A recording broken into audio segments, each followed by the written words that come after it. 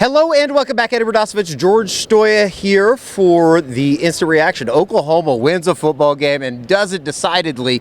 59-14 today, the final score from I guess it's now raining.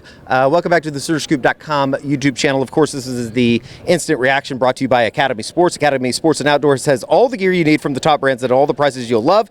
And now shopping at Academy is more than convenient than ever. We offer free assembly on in-store purchases of most bikes and grills, plus free and easy 1-hour curbside pickup on academy.com orders. Want to save even more every day? Do ya? Open and use an Academy Sports and Outdoors credit card to get 5% off future purchases when you're approved. Save time and money at Academy Sports and Outdoors. And I think this is the first one we've done in a long time, as it's now raining really hard. But this is the first one that we've done here where it felt good. I mean, obviously, there's not a whole lot to bitch and complain about today outside of the first 5-ish minutes of the game as Oklahoma opens with the 3-and-out. They punt, and then all of a sudden you look up at 7-0 early. Yeah, I don't know what's going on with the defense. These last few weeks kind of giving up these drives to start games. They eventually settled in, played a lot better, stopped Maine mostly the rest of the game until the backups got in, and the offense got going, Eddie. I think that was the biggest thing. Other than the first possession, which wasn't pretty, they really got going. Jovantae Barnes had the best game of his career, which, you know, as we go through this, we all know it was Maine. We get it. Yeah. We understand it was not a great opponent that Oklahoma faced today, but I still think with the way this thing has gone this season, you take what you can get. You celebrate every small victory right now with the Oklahoma football program, and one of those guys was Jovantae Barnes, over 200 yards today. I believe it was 200 right on the nose. Yep. A really good day, and he gave Oklahoma offensively a spark that they just seemingly hadn't had all season. And he's a guy, you saw it last week against Ole Miss, ran the ball really hard, made some nice plays in the passing game. I think he's somebody that you can kind of build this offense around the rest of the way, kind of lean on him in that running game. I know Brent Venables, Joe John Finley, Jackson Arnold, all of them said after the game that, hey, this is a guy that we feel like we can turn around and hand the ball off to and get 4 or 5, 6 yards of carry. And then you saw him today even break one loose. And again, I know not against the best athletes, but made several guys miss and broke away, for that 75-yard gain. I think it was, that was the second possession, right? It was right after Maine had scored. Yeah, it was right after. It was almost the first play, I want to say, in that second series. And so you want to see that. And the offensive line did what they had to do today, didn't give up a sack. Opened up some big holes in the running game, whether it was for Jovantae or Taylor Tatum or even late Xavier Robinson, I thought played really well. Ran the ball extremely physical. I think people are going to enjoy watching that on the sights and sounds. Maybe he can get on the field a little bit more in these last few weeks. We'll see. I think he was also kind of a redshirt candidate. Is that 2 games that he's played in now, I think? So, something like that. Bob Przbilla will have the entire freshman tracker out on Sunday if you want to check that on SoonerScoop.com. Yeah, but, a lot of freshmen got in the game today. Offensive line, I think that there was a point where they had, was it all 5 were freshmen up there? Yeah. You like to see that. You like to see guys get into the game. Eddie Pierre-Louis gets an unnecessary roughness call. You got to love that. There was a point where I didn't realize that Eddie Pierre-Louis was in the game, and I thought it was Spencer Brown for a second, and I was like, man, what a dumb play. And then you find out it's the freshman, and you're like, maybe trying harder. I was like, I love it. Yes, yeah. I was like, get more of that. And it was a bad. He pushed the guy in the back after the play was over. But I kind of like that. So, you got to see him for the, really the first time. I guess he played against Temple, but first time in a long time. I thought that Logan Howland had a good game. Again, not going against the best pass rushers over there, but after what he put out there last week, I think that was a good confidence builder. Spencer Brown. We'll see, man. Like, you look at the injury situation on the offensive line, it's not good. Michael Tarquin rolls his ankle this week in practice. No idea if he's going to be available next week. So you might be looking at that starting group that we saw today being the group at Missouri next week.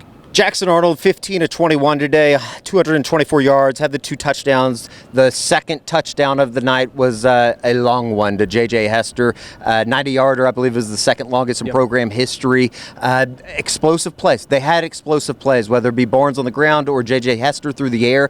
It was seemingly stuff that they just haven't had. And I know that there's a lot of people saying it doesn't matter. It was Maine. It's a building point. And now you've put together, I would say, 2 weeks of decent offense. Obviously, the first half last week, the entire game tonight, it was welcomed, and especially going up to Columbia next week, that's something that Oklahoma, if nothing else, you just build on the confidence from that. Well, like even the J.J. Hester touchdown, Eddie, that was kind of a broken play. Jackson scrambles out of the pocket. JJ keeps running down the field, which, honestly, something that we haven't seen guys kind of break open late in plays when it becomes a scramble drill. Jackson threw a hell of a football. I mean, that's when we talk about Jackson being a 5-star talent. Those are the type of plays that he can make, just like last week, the play that he made to Jacob Jordan at the end of the second half or the end of the first half. Like, that's where you're like, okay, that's the Jackson Arnold we all expected. And then for J.J. Hester, look, is he the fastest guy? Is he the most athletic guy? No. But he has made some big plays in the passing game this year. You think back to the Auburn game, and, I think that maybe that's something. You build something with Jackson. Maybe, next week you have a few more deep balls you feel, a little bit better about. You trust him to make the play because he's now made it a couple times. I know he bobbled it still, which it seems like every catch he makes, he bobbles a little bit. Hey, we're being positive here, all right? I know, but again, I think that's something that you can kind of build up that chemistry between those two. And Jackson now knows, okay, if I throw it, or I have to scramble out, JJ's going to be working to get open, or he's going to be working downfield, whatever it is. You can trust him to go make a play.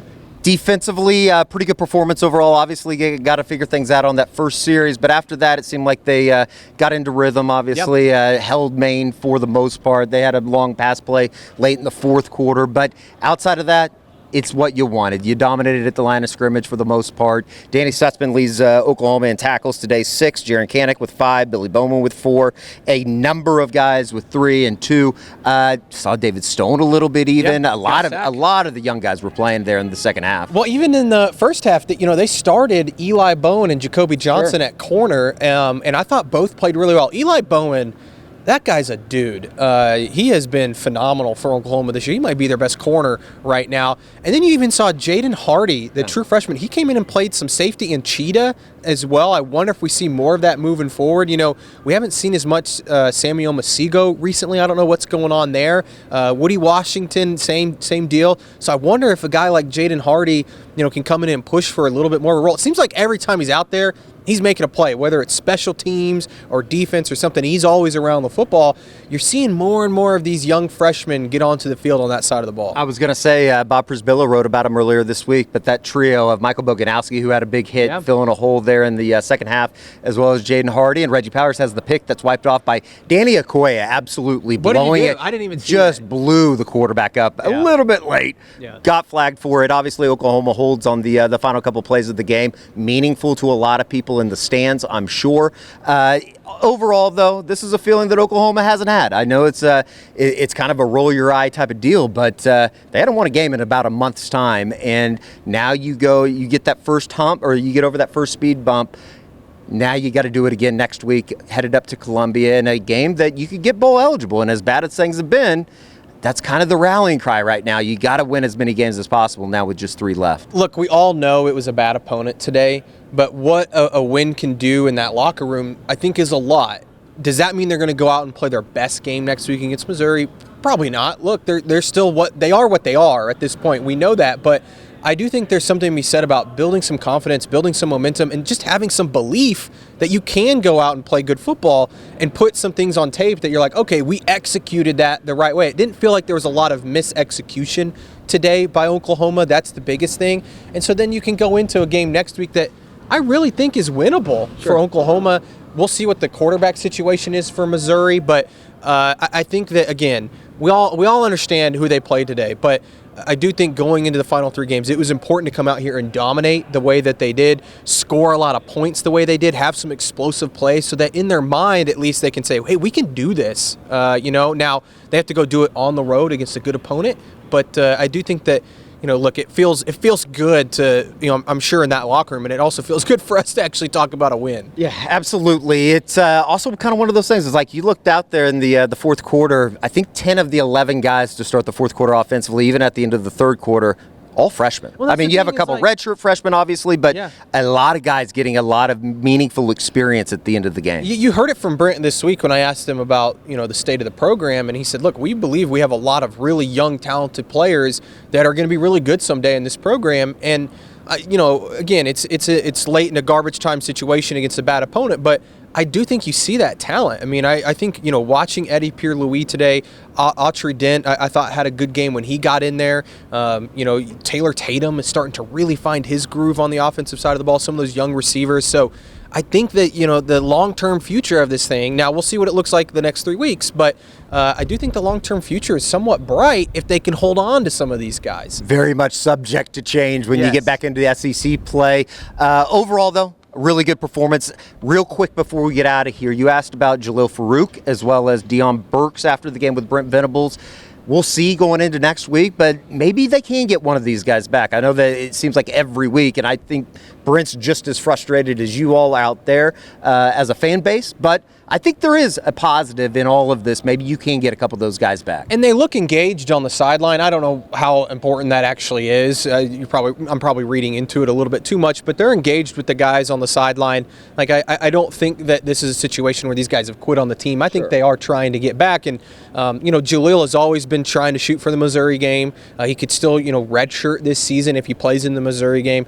We'll see. I don't think he's practiced much. It sounds like he finally got onto the field a little bit this last week when he was running around. I don't know if that means he's going to be able to give it a go next week. Deion Burks sounds like the same thing. I know he had a little bit of a setback a week ago. I wonder if they say, hey, hold him out one more week, get the bye week under you, and then you're definitely back for Alabama. But I could also see them saying, hey, we really need you guys to win this Missouri game because it seems like the most winnable game left they have. 381 rushing yards today. Oklahoma goes for... I told you on the unofficial 40 what I say, over 250. 250? Yeah. Well, they cleaned that up. Almost doubled it. 665 yards of total offense today. And, obviously, it's going to come with an asterisk. It doesn't matter. It was the best performance offensively of the season. And that's going to do it for an instant reaction. A special thank you to Academy Sports and Outdoors. Has all the great gear you need from the top brands at all the prices you'll love. And now shopping at Academy is more convenient than ever. We offer free assembly on in-store purchases of bikes and grills, plus free and easy 1-hour curbside pickup on academy.com orders. Want to save even more every day? Open and use an Academy Sports and Outdoors credit card to get 5% off future purchases when you're approved. Save time and money at Academy Sports and Outdoors. We'll be headed over to the Soonerscoop.com offices to take part in the Eskridge Lexus postgame podcast with Carrie Murdoch, and then we'll be right back here on the Soonerscoop.com YouTube channel coming up on Monday, catching up with Josh McQuiston for the Recruiting Rewind as well as the Game Day Rewind, or Recruiting Report, Game Day Rewind. You guys watch every week. I don't even know what the damn thing's called. For George Stoya, I'm Eddie Radosevich. We'll see you Monday.